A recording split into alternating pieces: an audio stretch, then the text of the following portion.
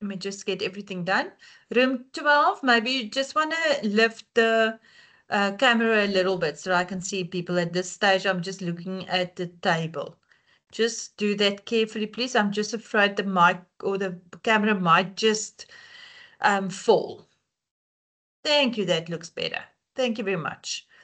Okay, guys. So just in revision quickly, we've looked at management, the definition on when was last week. Then we looked at the types of organizational resources. We looked at the importance of management. And then all the different roles of management, the functions. Then we looked at the skills of managers, which is then the conceptual, human, and technical skills. And then we did activity. We looked at the characteristics of managers.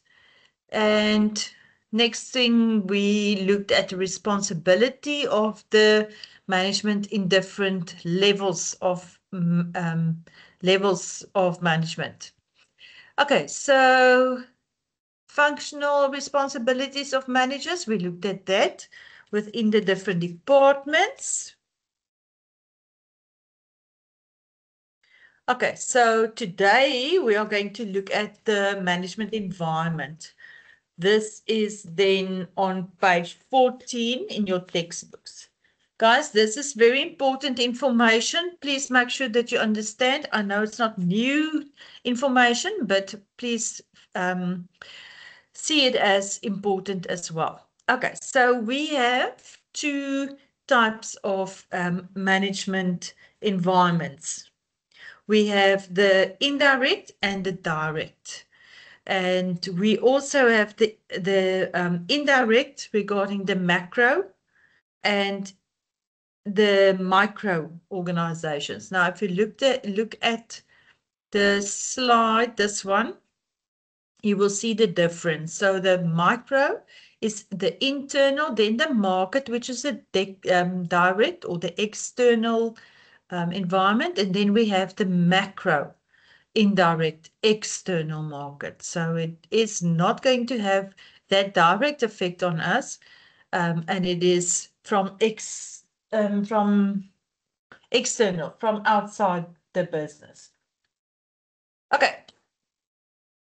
So if we look at the SWOT analysis on page 15, which is then the next thing that we have to look at, we are going to look at the strengths and weaknesses, which is then the internal environment that will have a direct effect on our business. So we have strengths and weaknesses, so meaning that this is inside the business. It's also controllable. Then the external environment, this is uncontrollable. It's outside the business. There's a few information here as well for you that you can just go through on your own. Now, any manager should be proactive. What does proactive means?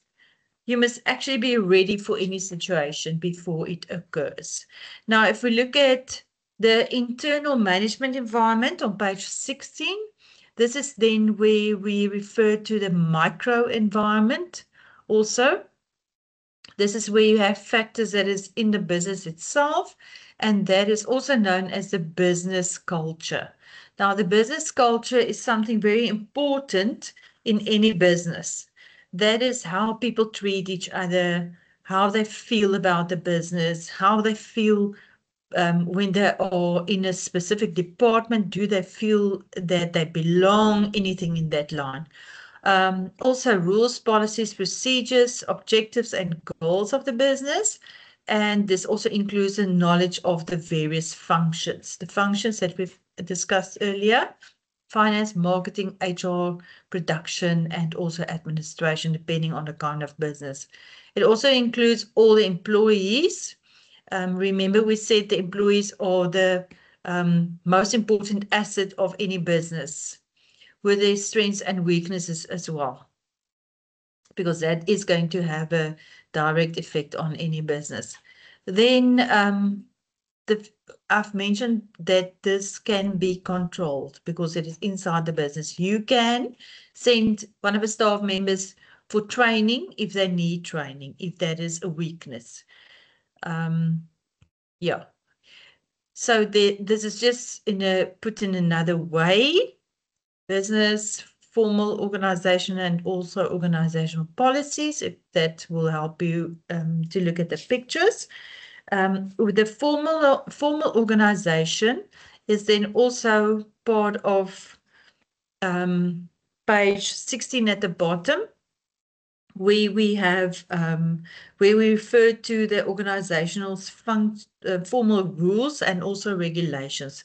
Now, rules regarding the procedures, reporting procedures, code of ethics, also code of conduct, contracts, disciplinary procedures, all the administrative procedures, grievances, health and safety rules, ethical rules or standards, and also a clear organogram. Okay. Then the informal organization.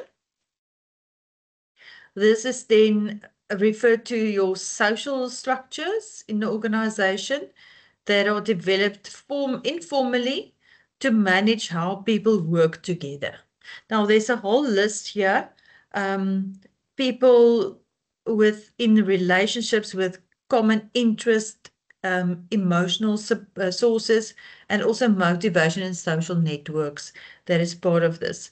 Also, they do not require any authority or organogram or structure because they know where they fit in the team.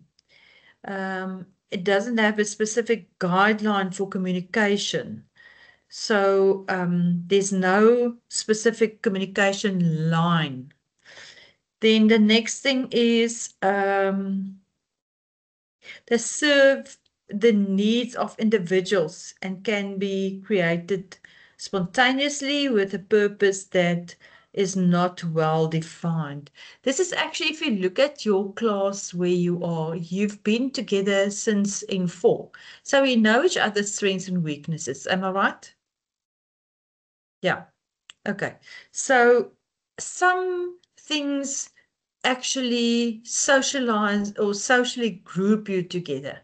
Now, you are in the same class because you study the same, you are registered for the same program. So that is not really making you socially, well, in a way, grouping you socially, but maybe in the class you have people who are part of a soccer team for the college or the choir or whatever the situation is that you group together. That is what we're talking about here. So what is very important here is that you can develop a formal structure, but it's not necessary. If you have a leader or someone that will take the group to wherever it needs to go, then it is fine. Okay, so everyone in the group has the same authority. So there's no specific line of order that you have to follow here. Okay, this can be positive or negative. Unfortunately, if it goes with the grapevine communication, gossiping, no, then unfortunately it's going to become negative. But organizational politics, this is where you use the power and social networks within a workplace to achieve changes that may benefit the organization or the individuals that are part of that. That is not always positive. If we look at power play, it can become negative, like the managers who try to convince other managers to favor an employee during an interview or something in that line. Then the organizational politics can also develop when managers have their own hidden agendas. So there are no clear instructions. There is consistency about applying rules, but some people will just not be part of that system. So they won't obey the rules. Okay. Next up is then the internal environment elements. So this is where you're drafting the policies and also procedures. So be clear and concise about the drafting of the policies. Draft a clear disciplinary procedure to avoid any disputes. Then financial aspects, draft financial statements. That ones we know are very important. Also appoint a skilled financial manager, which will then be the strength of the business internally. In marketing aspects, identify the business target market. Also use the correct advertising method to reach your target market. And then the business must be financially strong to do proper marketing. Business must have a competitive advantage. Now, I'm not sure if you guys know what the other word for competitive advantage is. Anyone? Room 12, maybe you can chat with us. Does anyone knows? It starts with an N. Competitive advantage.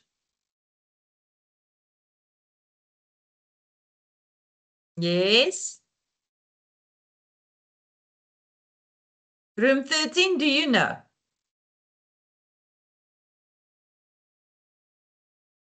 It's not an English word. I think it is a French word, if I'm right, or Latin. Room 13? Let me hear what is going on there. What is going on in room 13? You don't know? Okay. So what it is then it's called niche. N-I-C-H-E. If you didn't know this, please write it down because you are going to hear about this again. Niche. N for November. I-C-H-E. Niche. Okay. All right. So this can be a strong or weakness for a business, the marketing aspects. Then organizational politics. This doesn't not you must be careful that this doesn't destroy the business culture. Huh? That is very positive or possible to do that. Okay, then next one is the external management environment. This is on page 17. So this includes the market, which has a direct effect on you, and the macro, which is indirect. So if we look at the market, we look at the suppliers, also competitors, consumers or customers, and government. They are part of that. Then the macro environment, political or legal environment, economic environment, social, cultural, technological, and international, and then natural environment. Okay, so let us look at the direct external environment first. Here we have suppliers. In 4, I know we've emphasized a lot on that.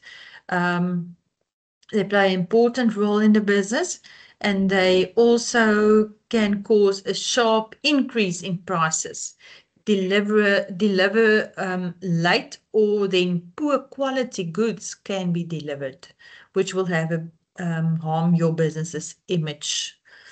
Okay, then competitors. Make sure that your price is correctly priced.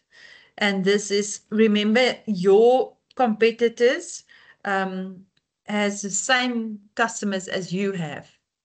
So you must always keep that in mind. So try to keep your suppliers' prices low so that your prices can also be, your selling price is also low. Then cut the cost of labor, gain economies of scale, and then better consumer services. Yeah, that could be including adding something new to the business that the customers can actually buy. Also add new range of products. Okay. The consumers or customers then, They are the people and organizations that buy the products and use it for their services. Okay, so they are very important to us. Any business cannot survive without your customers or your consumers. They are constantly aware of the needs of the consumers. That is supposed to be you as the business. So you must maybe inquire if it is if your products are in line with what your target market is looking for. Okay, so unhappy customers may go to the competitors. And then excellent customer service at all times is important. You may demand discounts that could affect your profits and have certain rights, like the right to be informed as a customer. Also, your Consumer Protection Act, CPA, that protects you here as well. Then government. There's quite a few laws here. Make sure that you have read through it at least once before we write our TM1. Consumer Protection Act 68 of 2008, and that is CPA. Basic Conditions of Employment Act 75 of 1997. That is amended in 2002, and that is a BCEA. Skills Development Act 97 of 1998 is DA. And then the Labour Relations Act 66 of 1995, that was amended in 2002. That is a LRA. National Credit Act 34 of 2005, that was a NCA. And then the Occupation Compensation for Occupation Injuries and Diseases Act 130 of 1993, and that is COIDA. Occupational Health and Safety Act 85 of 1993, or OHS, and that is then the Protection of Personal Information Act 4 of 2013 that you all are aware of because you signed that one when you registered. Now, can you still remember? Okay. All right, so you also have to obey all the municipal bylaws. So you need to register your business. You need to, the company needs to pay tax, and then the government can also be a consumer when you tender for any services or products at the local government. Who are the local government? Anyone? Local government is? Room 13, you can answer me. Municipality. Yes, you're right, the municipality. Okay, great. So indirect external environment, this is PESTEL, where we look at political, economical, social, technological, environmental, and the legal aspects. So the first one, the political one, we are on page 120, 20 now, not 120, just page 20. Okay, this is all part of the consumers, and then checkers now with all the important loyalty cards, and they were the first to deliver 60/60 or deliver the products at home. So now we're looking at the indirect external environment. First one, political one. Let me just see if I have that one. Where's a political one? No, I don't have anyone for political.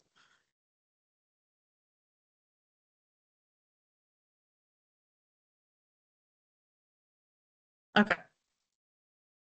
Keep in mind the laws already that we've discussed just now, the previous ones. And then the influence and pressure of trade unions that might lead to strikes and also unrest in any business. And then the environmental groups such as Greenpeace. Now, Greenpeace are very important because they protect our environments. And then implementation of the employment equity and possible penalties. Also influence of political parties, and that we see a lot in South Africa. If we look at the latest news, what's going on, there are quite a bit of political influence. Then crime, we also know that that plays a role, and then the fluctuation of the value of the rand plays an enormous role.